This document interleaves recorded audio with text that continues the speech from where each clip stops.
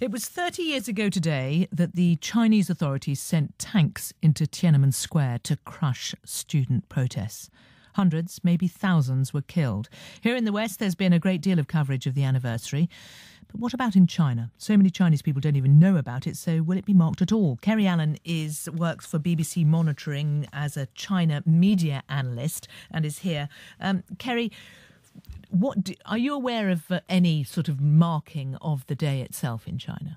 Not really. The government goes to extensive measures every year on the anniversary to make sure that people can't even talk about it.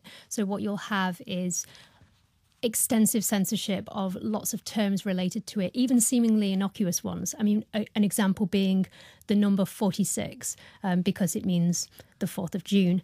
64 also, 89, because of the year 1989 when this incident happened. But also emojis will be removed. So, one that, for example, a candle is a subtle way of people showing their respects to somebody who's died. So on this day, this emoji will be removed from platforms like Sina Weibo. I mean, that's the equivalent of Facebook or Twitter in China.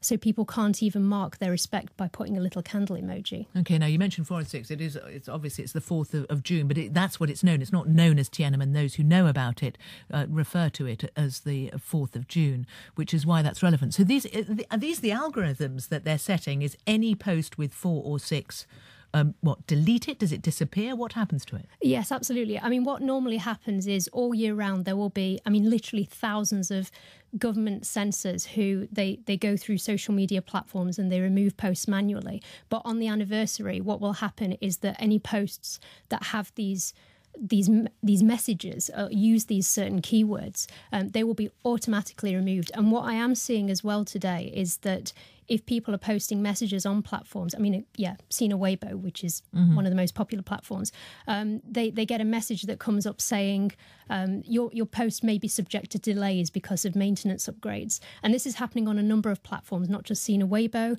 but WeChat, which is China's equivalent of WhatsApp, and also video platforms and just general blogging platforms. So there seems to be this extensive way of stopping people from posting to allow the government censors time to remove posts. OK, and is it possible to gauge some reaction to it? Because it's obviously being done on such a scale that people must notice.